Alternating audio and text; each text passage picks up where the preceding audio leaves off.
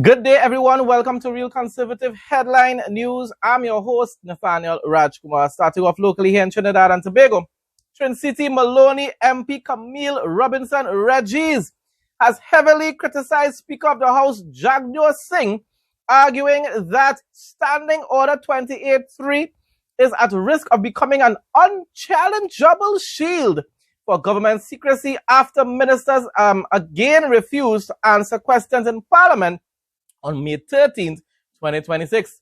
However, critics are drawing direct parallels between this current controversy and the PNM's historical management of the House of Representatives. I'm telling you, they only wake up and realize when something is so supposedly unfair when they are out of office. During her 10-year tenure as Speaker from 2015 to 2025, PNM appointee Bridget Anisette George faced persistent accusations of abusing parliamentary power, but the Kakash media would ignore that, And the PNM patriots definitely. You said no, she wasn't biased. Jed. Opponents routinely condemned the PNM administration for aggressively cutting off debates, muting minority MPs, and implementing highly biased rulings to protect government ministers from public scrutiny. Once again, you will never hear this type of reporting from mainstream media. My response, if hypocrisy was a political party, it would be the PNM. Crimea River, Gloria Globe. The Trinidad and Tobago Police Service has deployed 20 advanced laser speed guns nationwide to curb reckless driving and modernized traffic enforcement. Wonderful news. I have a very serious issue with speeding and reckless driving, overtaking when you're not supposed to. That's what causes most of the accidents, along with DUIs. Launched during UN Global Road Safety Week, these new devices allow officers to accurately track speeding vehicles from inside police cars and capture license plates clearly at night. Now, that is one good thing, because a lot of this speeding definitely takes place at night when people are trying to reach home, which is wrong. Take your time, and you will reach home alive. You will arrive alive. The high-tech rollout coincides with a sharp 42% drop in road fatalities this year, reinforcing strict traffic laws that impose a $6,000 fine for severe speeding violation. It shouldn't be for just severe. It should be for any speeding violation, in my opinion. So much accidents, and yet it still had a 40-something% drop. But if that's what they say, fine. My response, while this is great news, which it really is, the reality is that most Trinidad drivers speed on our nation's roadways, and 20 speed measuring devices are insufficient for police officers to perform their duties effectively, in my opinion. I think in most of people's opinions. But then most people actually supported the speeding. We must also instruct police officers to observe the speed limit, except when responding to an emergency. And even when they are responding to an emergency, proceed with caution. Up to yesterday, it wasn't even an emergency, people. The TTPS was escorting prisoners back, most likely to prison.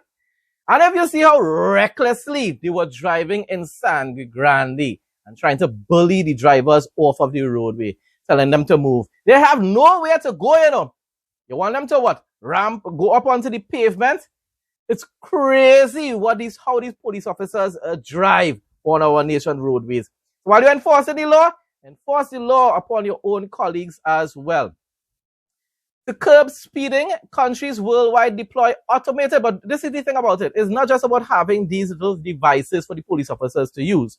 This is what usually happens around the world. To curb speeding, countries worldwide deploy automated infrastructure like overhead gantry cameras and average speed systems that track license plates across long stretches of highways. That is how you're going to be able to end up catching most of these need for speed drivers. Police officers can't be everywhere at the same time, especially when we have a limited amount of police officers, and most of them, anyhow, I ain't getting into that. Most of them barely ever really be doing the job properly. On the ground, authorities use armored, unmanned trailers. You see that? Unmanned. Because you cannot have sufficient police officers everywhere at the same time. Unless you really want to spend a whole lot of money paying police officers to work. So on the ground, authorities use armored, unmanned trailers and in-road sensor strips to log vehicle velocities, while airborne drones and aircraft monitor traffic from the skies. To completely eliminate these traffic violations, though, safety experts suggest a permanent solution. I have been suggesting it, and I'm not an expert. Mandating that all vehicles be equipped with factory-installed speed limiters to mechanically ensure that no driver is physically able to exceed the law, the speed limit. That is the real solution. But it doesn't seem as though any government, any political party in this country has the will to do that. Trinidad and Tobago weather report Thursday, 14th May 2026. General conditions. Sunny, hazy and breezy day with a maximum temperature of 32 degrees Celsius. The daytime will be sunny, hazy and breezy overall. Expect the odd brisk shower to develop during the afternoon. The nighttime will be fair but remaining hazy with a light breeze. Winds will blow east to east-southeast at speeds of 5 to 35 km per hour with occasional higher gusts. Temperature range 25 degrees Celsius to 32 degrees. Cheat index feels like 35 degrees. Humidity 60% to 90%. Sunrise and sunset 5:40 a.m. to 6:18 p.m. Marine forecast. Seas will be moderate in open waters. Waves will range from 1.5 meters to 2.5 meters in open waters and stay around 1.5 meters in sheltered areas. Swell will be 0.5 meters to 1.0 meters with a period of 7 to 10 seconds. Spring tides remain in effect and mariners should exercise normal caution. Regional news now. Internal fractures within the opposition People's National Congress Reform (PNCR) in Guyana intensified after Georgetown Mayor Ubraj Narain issued a stark warning that the political group faces a total electoral wipeout in the capital city unless its current leadership changes. You know, that PNM partner in Guyana, tribal, the same way.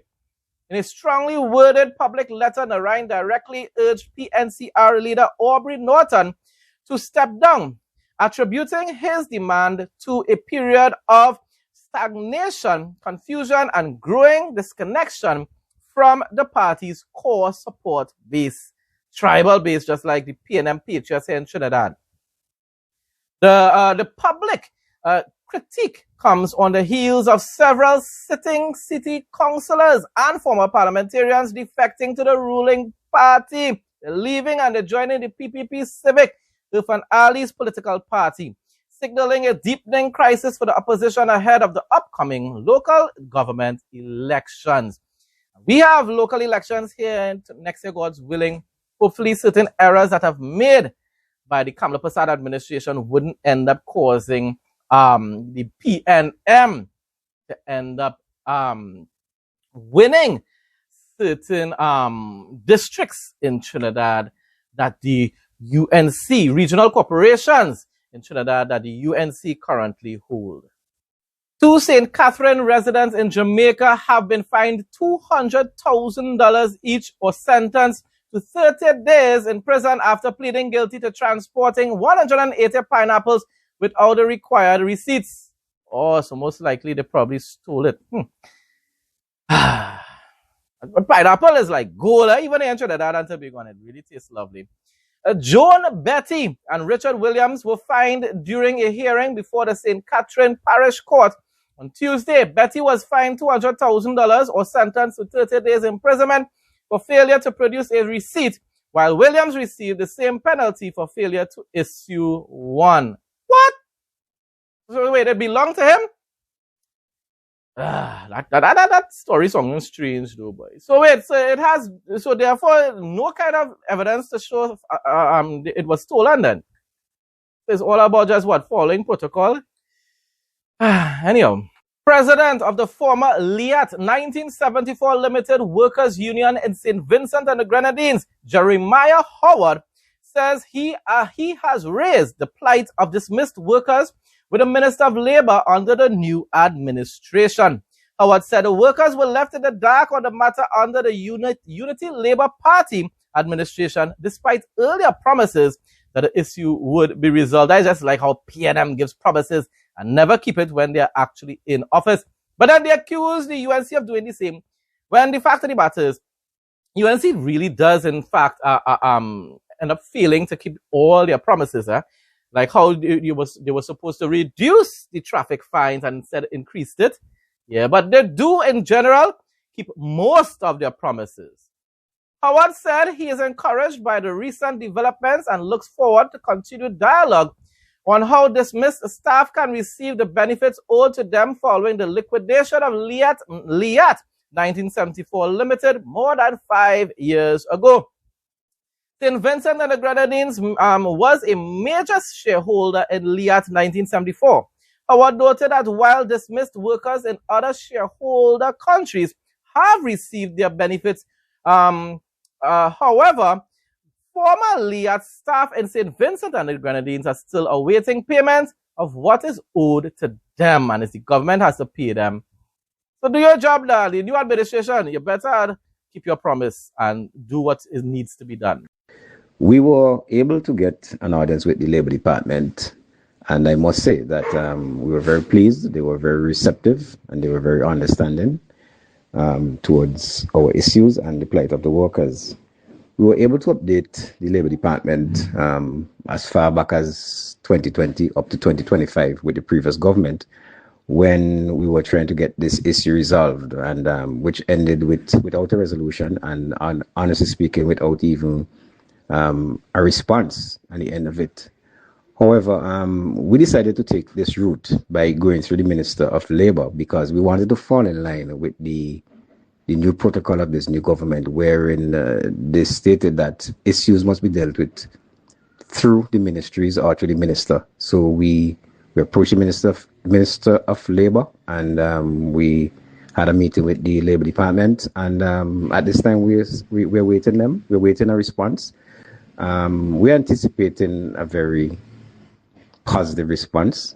As I said, the Labor Department, they were very receptive and understanding. Our workers, some of our workers are still unemployed, and it's still, still challenging.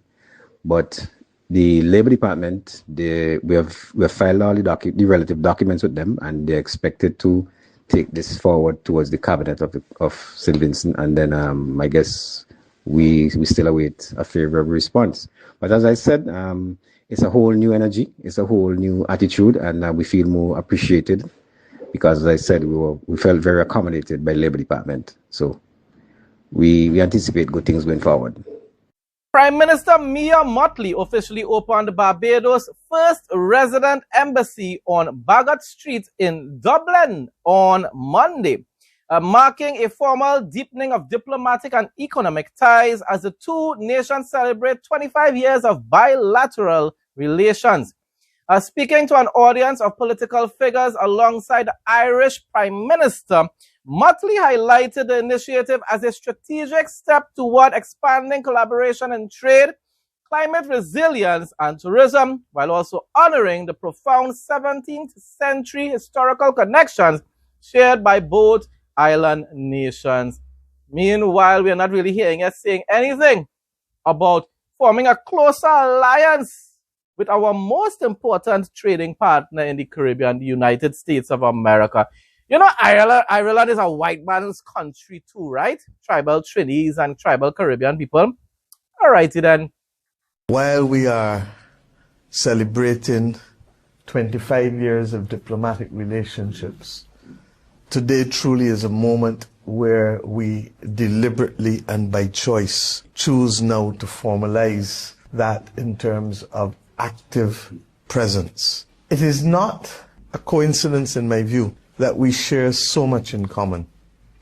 Our values, our aspirations, our ambition, but equally our journey.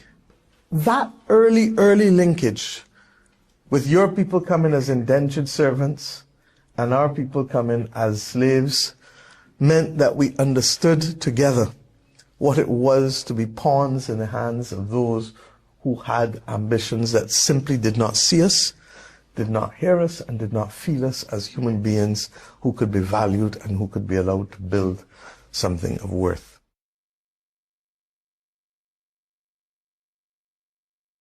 The opposition Free National Movement faces a period of deep internal reckoning following a crushing defeat in Tuesday's general election in Bahamas, leaving the future of party leader Michael Pintard highly uncertain. Woo, that's just like what taking place in Guyana. While Pintard successfully retained his parliamentary seat, lucky. According to reports from the Tribune, the devastating losses of Deputy Leader Shannon Cartwright and Chairman Dr. Dwayne Sands have left the party's hierarchy in disarray. Oh, Lord Father. Addressing supporters after conceding victory to the ruling party, Pintard remained non-committal about his continued leadership. Stubborn. Stating he would consult with his team in the coming days as the organization prepares for a high-stakes internal convention to chart its path forward. Now, bear in mind, people, I really don't know. I don't know if the political party that won the elections is the one that leans on the UNC or capitalist and conservative side, and if this FNM is more like the PNM. And if so, if the FNM is more like the PNM, then they deserve to remain in opposition. Rightfully so. It's just a bit comical. I believe in conventions. I've honored it. But more importantly, I'm committed to having a discussion with the team. And over the course of the next few days, we will make a decision. Under Pintard's leadership, this is now the party's third straight loss. Back in 2023, the FNM was defeated during a by-election for West Grand Bahama and Bimini. 2 years later, in 2025, a Golden Isles by-election saw the PLP's Darren Pickstock emerge victorious over the FNM's Brian Brown. As convention talks are imminent, there are speculation on who will challenge the leadership of the party. Eyes are fixed toward veteran politicians Dr. Andre Rollins and Kwesi Thompson. Meanwhile, could we even see newcomers to frontline politics make that move like Michael Barnett Ellis, Lincoln Deal, or Fringette Gibson? With the party unofficially winning 8 seats, those elected say despite the party's defeat, they are confident in the future of the FNM. It's not the result that we wanted. It's not the result, I believe, that any of the supporters would have wanted. But the people of the Bahamas have spoken. We respect their views. We're going to get together and refocus, reshape this party to be one of the best parties in this country. And I don't think all is lost. And while the future of Pintard's leadership remained uncertain, he rallied up party supporters, emphasizing there's no backing down. Work continues. No retreat, no surrender. The FNM now represents Marco City, Central Grand Bahama, East Grand Bahama, Killarney, Freetown, Michael, St. Anne's, and Long Island. Linton Ritchie Jr., Eyewitness News. International news now. U.S. Secretary of State Marco Rubio and hopefully the future President of the United States has urged China to leverage its economic influence over Iran to halt disruptions in the Persian Gulf, citing threats to Beijing's interests following attacks on shipping. A lot of China's ships that are being prevented from passing through the Strait of Hormuz. Rubio argued that as the top buyer of Iranian oil, China must convince Tehran to back down to avoid a global trade crisis that would severely impact its own manufacturing exports.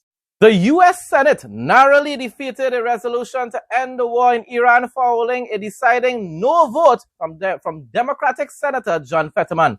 Thank you, Fetterman, because the job needs to be finished in Iran. Whether it is through diplomacy and the blockade or through the proper way, which is to finish the job, finish the war in Iran. The 49-50 vote blocked the 7th attempt by congressional Democrats to legally halt the Trump administration's unilateral military actions. while 3 Republicans, probably QAnons, probably anti-Zionists, crossed party lines to support the anti-war measure. Fetterman's break from his own party secured the victory for the Republican majority. Proponents called the ongoing conflict an unconstitutional executive overreach, while opponents argued that a sudden withdrawal would endanger active American troops. And it's not only about the troops. The world cannot allow the Iranians to continue enriching uranium to develop nuclear weapons. They boldly and publicly declared that they intend to destroy little Satan Israel and big Satan America. The Republicans that are supporting this need to be replaced when it's time, when their term as senators have expired. I don't know if their term will expire in the midterms this year or not, but if so, they should be replaced and someone else should be put in those states to represent the Republican Party.